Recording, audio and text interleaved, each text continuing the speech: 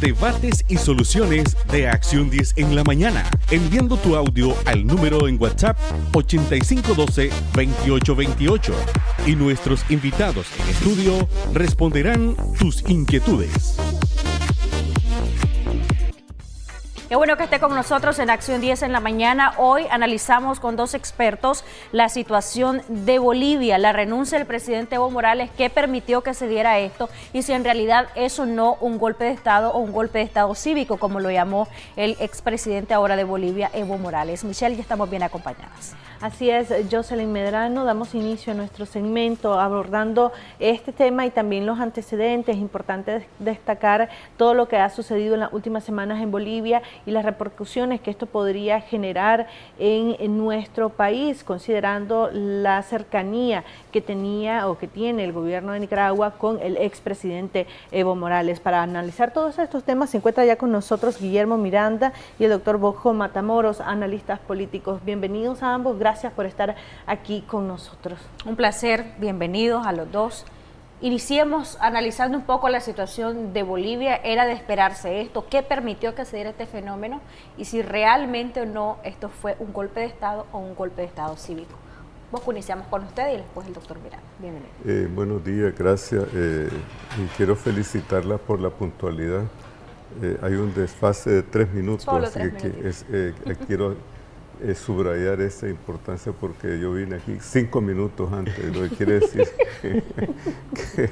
bueno, estamos progresando. Vamos, pero mira, antes que entrar a tratar de analizar el tema si fue o no un golpe de Estado, como tú estás señalando, primero debemos de tomar en consideración que en febrero de hace 2 años hubo un plebiscito en Bolivia, en el cual la mayoría de la población se pronunció en contra de la reelección de Evo Morales. Y posteriormente a eso, él recurrió a un expediente que ya hay antecedentes aquí en América Latina, que es presentar un recurso ante el Tribunal Constitucional de Bolivia que le facilitó la reelección bajo una sentencia que a todas luces se consideraba espuria, porque violentaba el referéndum que ya se había realizado por una parte y segunda parte se sabía muy bien que era un instrumento jurídico el Poder Judicial en manos de Evo Morales. La acumulación de esos factores produjo el inicio, digamos, lo que fue el embrión de esta situación que se desarrolló con las elecciones en las cuales se presentó como candidato a la presidencia. ¿Qué hizo? ¿Cuál fue el detonante? Mire, el detonante es bien claro. Primero, hubieron juntas donde el 100% de los votantes participaron y el 100% de aquellos que votaron en favor del MAS, lo que es estadísticamente imposible por una parte. Por otra parte, los bolivianos que viven en Argentina, más de 100.000, de ciento y tantas juntas receptoras de votos, más de 40 de ellas votaron totalmente en favor de Evo Morales, inclusive votaron más de los que estaban registrados en esa junta. Y hay algo que es bien grave también, que tenemos que tomar en consideración, que hay un servidor externo que parece que estaba operando desde un país de América Latina, que estaba alterando técnicamente los resultados electorales. La consecuencia de eso fue que el OEA como institución no tuvo más alternativa que declarar nulo esos resultados debido a que no había ningún elemento ni técnico ni estadístico que pudiera justificar la victoria en primera vuelta de Evo Morales. Además de eso, que es un factor bien importante, que se interrumpieron la comunicación por 24 horas. Y la tendencia era claramente que iba a haber una segunda vuelta. En ese sentido, ese fenómeno diría yo que se repite en procesos electorales aquí en América Latina. Pero, ¿cuál es la enseñanza que debemos de tomar de esto? Primera cosa, que los pueblos de América Latina, en la etapa que estamos viviendo en el mundo, que es la globalización, donde está la comunicación simultánea, donde los estándares de derechos son equivalentes en todos los continentes del mundo, no quieren tener monarcas, lo que queremos tener son gobernantes, número uno, Número dos, esa costumbre muy típica de la cultura política latinoamericana de suscribir grandes acuerdos y no cumplir con ellos, está poniéndosele un punto de llegada, es decir, que están hastiados los pueblos de América Latina, además de las protestas que hay porque la corrupción, la falta de eficiencia de nuestro gobierno, pero sobre todo esa hipertrofia presidencialista que se ve en nuestro continente. Los latinoamericanos queremos modernizarnos y eso pasa por la rendición de cuentas. Doctor Miranda, ¿es o no un golpe de Estado o un golpe de Estado cívico, como lo llamó Evo Morales, quien decía en sus declaraciones que él renunciaba a la presidencia para evitar más caos y para que Bolivia pudiese recuperar la paz? También vimos a un Evo Morales que aceptó la auditoría. ¿Qué lo llevó a todo esto? ¿Qué factores intervinieron en toda esta situación? Definitivamente estoy de acuerdo con lo que acaba de decir Bosco. Hay que analizar esto, pero cronológicamente, cómo es que se vienen dando las situaciones en el tiempo. La Constitución de Bolivia prohíbe más de una reelección. El vino se manda a fabricar, igual que en Nicaragua, una sentencia espuria totalmente en la Corte Suprema de Justicia, donde dice que le están violando sus derechos humanos, y además de eso, recordemos que hay un plebiscito donde le dice que no al intento de reelección. Lo viola el plebiscito, se va a las elecciones, hay evidencia total y absoluta de que hubo violación de la voluntad del voto del boliviano, y hay un pueblo que se levanta. Ahí está la gran diferencia entre lo que sucedió en Nicaragua y lo que está sucediendo en Bolivia. En Nicaragua, desgraciadamente, se peleaban por el segundo lugar y ir a bendecir el fraude que se dio, que todos lo conocemos. En Bolivia no, el candidato que quedó en segundo lugar, más otra parte del pueblo, este señor Camacho, que yo no lo conocía, pues no había oído hablar de él, y es uno de los grandes héroes del cambio que se está dando en Bolivia. Y no aceptan los números dados por el Consejo Electoral boliviano, y viene y refrenda la OEA y otra organización que auditó los votos, y no existe manera de que Evo Morales haya tenido ese 10% que le habilitaba para continuar en la presidencia. Ahí es donde tenemos el meollo de la situación que se está dando en Bolivia.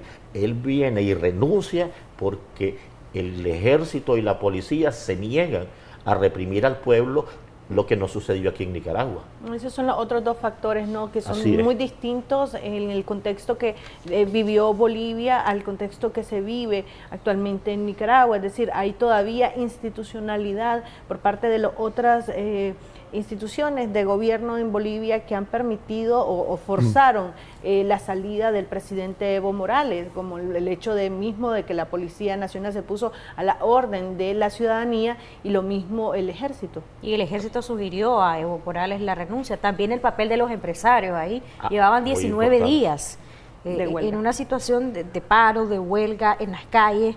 Todo esto no se puede vivir en Nicaragua.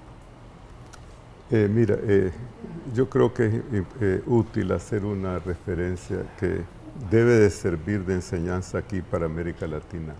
La Comisión de Venecia, en donde están integrados 69 países, se le hizo una consulta y dijo claramente que la reelección, más allá de las normas constitucionales, no es un derecho humano. Y ese crea un precedente jurídico muy importante.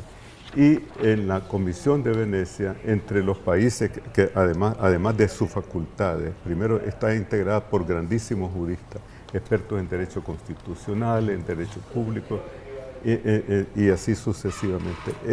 La Comisión de Venecia, casualmente, fíjate qué curioso, que cuando Rusia quiso entrar en el Consejo de Europa, casualmente hizo una consulta a la Comisión de Venecia.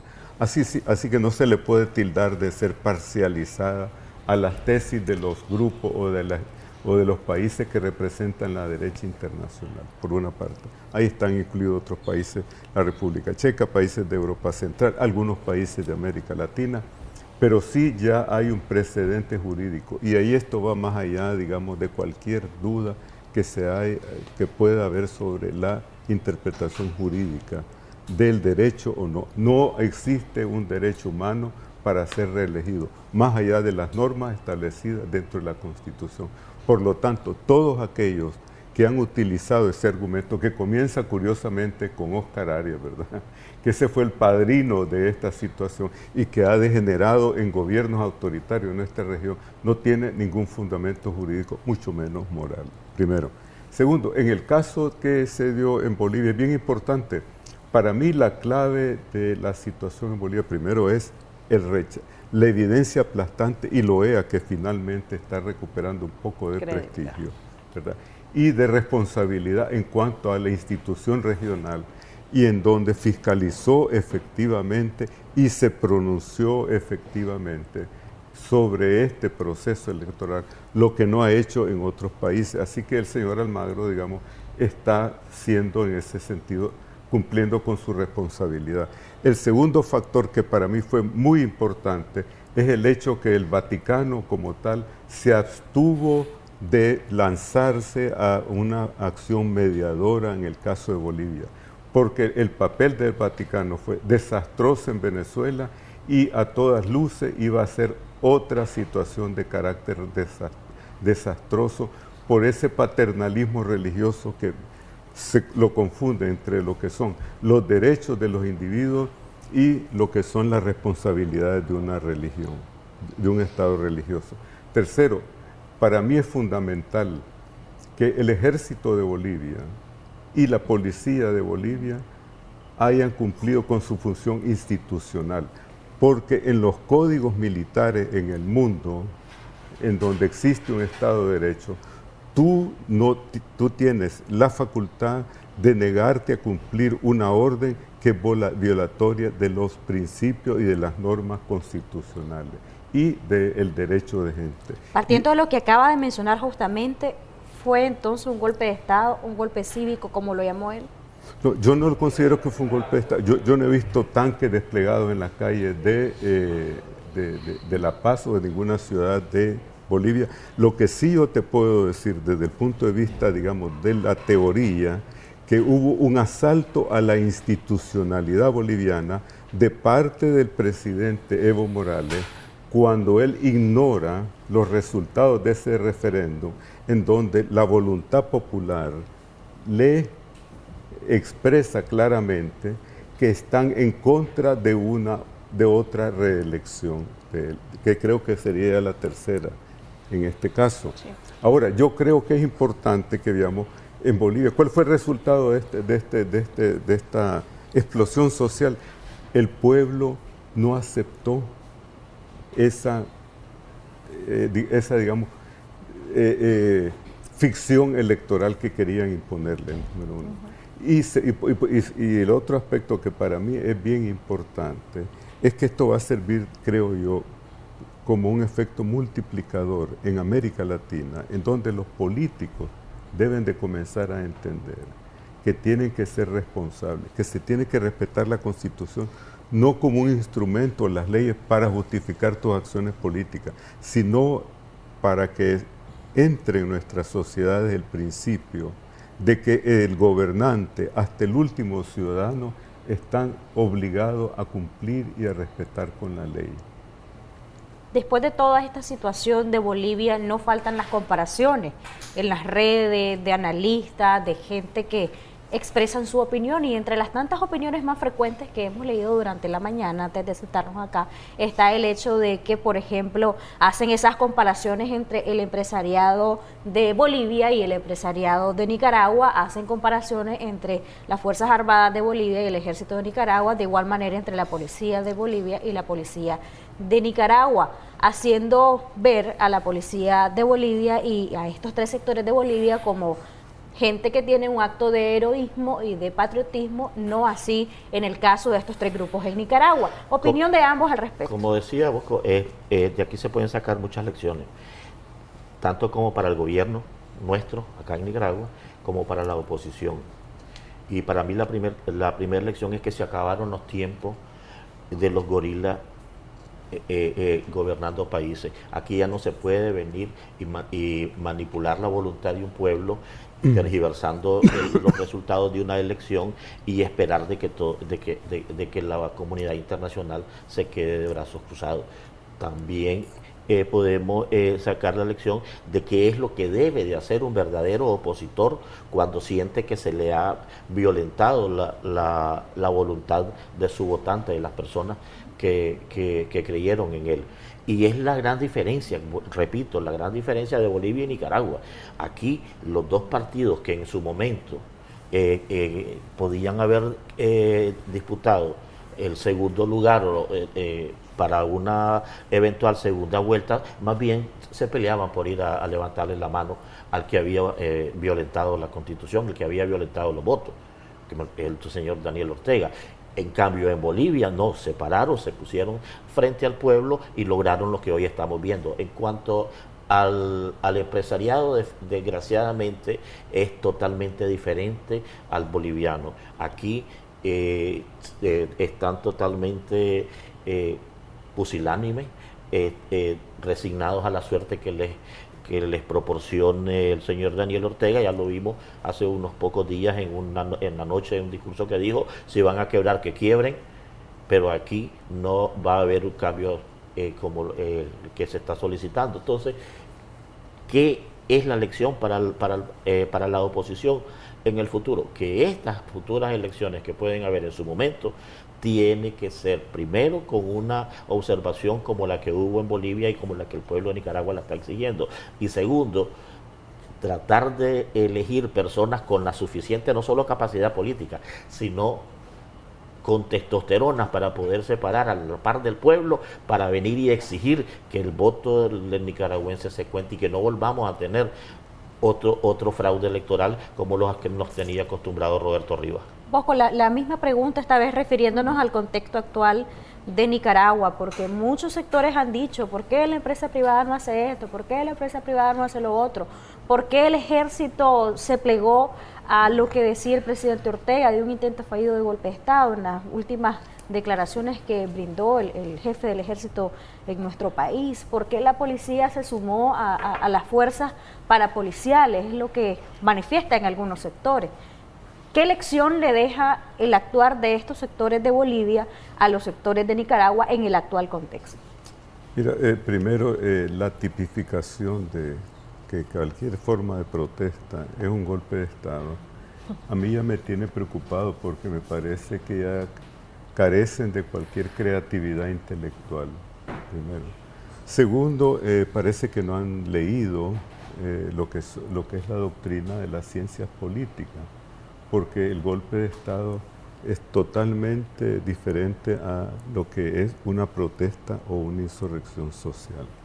Lo que hubo aquí en Nicaragua fue una protesta social bajo todos los parámetros, y que eso creo yo que debiéramos de tener un científico social que puede ilustrar aquí a los pensadores nicaragüenses, ¿verdad?, que parece que aún no se han despertado ante lo que son las doctrinas contemporáneas y que tienen más de bastantes años de existir, ¿verdad?, por una parte. Por otra parte, mira, aquí el problema nuestro es la desnudez de las instituciones nuestras. Esto es lo que se llama en la teoría política la doctrina de la democracia delegativa. ¿Qué quiere decir eso? Que se concentran todos los poderes en un solo poder del Estado. ¿Cuál es ese? El poder ejecutivo. En el caso de Nicaragua y otros países, el cual delega a los otros poderes del Estado márgenes de acción o actúan de acuerdo a las instrucciones que derivan del Poder Ejecutivo. Eso podemos decir que tipifica la situación también aquí en Nicaragua. Es decir, tú sabes que el Poder Judicial tiene un margen de acción, lo mismo el Poder Electoral. La Contraloría de la República no sé si existe todavía o ya desapareció. Ahí no te puedo decir, ¿verdad?, cuáles son los márgenes de acción. Ahora, por otra parte, ¿cuál es el drama nuestro?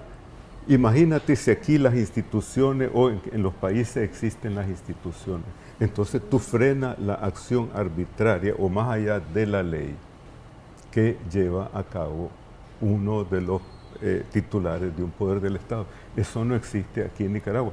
Y está el principio general universal, que es el hecho que los militares en sus funciones no pueden cumplir o llevar a cabo órdenes que van más allá de lo que dispone la Constitución y el mismo Código Militar. En ese sentido, podemos decir que las Fuerzas Armadas y de Policía de Bolivia cumplieron a la letra con esas disposiciones. En el caso de Nicaragua, casualmente, si vemos todos los órganos internacionales, cómo tipificaron la acción de la policía en Nicaragua, dicen que fue uso excesivo de violencia. Y está tipificado. Ahora, ¿cómo se va a resolver eso? En el tiempo solo dirá, porque tú sabes que están, por una parte, los órganos jurisdiccionales nacionales y los órganos internacionales. Si esas acciones son tipificadas como delitos de lesa humanidad, no prescriben en el tiempo y tienen un carácter universal, esa responsabilidad. Ahora, no voy a entrar en los mecanismos cómo presentar los recursos, pero eso es un hecho que ahí está constante. Ahora, como decía Guillermo, en relación a los empresarios, mira, yo no sé si son los empresarios, o son parte de una asociación clientelar, porque eso fue, digamos, creo yo, lo que tipificó la acción del empresariado nicaragüense. Porque mira, por ejemplo, las concertaciones intersectoriales que se dan en Alemania es muy diferente entre el Estado, los sindicatos y el empresariado, pero ahí se negocia realmente. Aquí en Nicaragua tú has visto, ¿verdad?, que los sindicatos laborales nicaragüenses son algo penoso.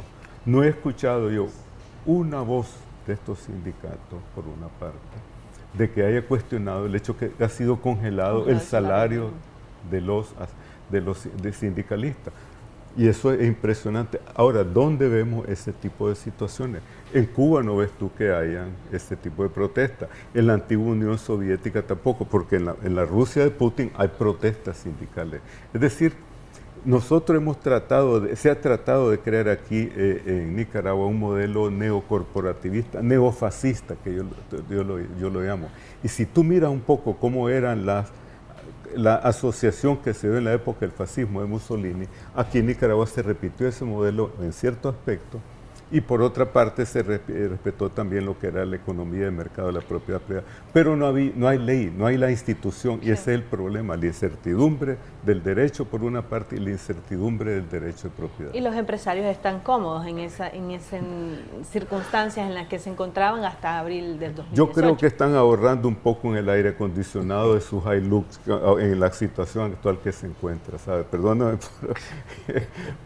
yo sé que Guillermo quería emitir algunos comentarios, ¿verdad? Pero creo que andan los Hilux con las ventanas hacia abajo. No, definitivamente que siguiendo en la línea de las lecciones, hace algún tiempo escribí un artículo en que mencionaba que el avión presidencial en tiempos de crisis no es el Arca de Noé, y ahora lo han estado sacando mucho.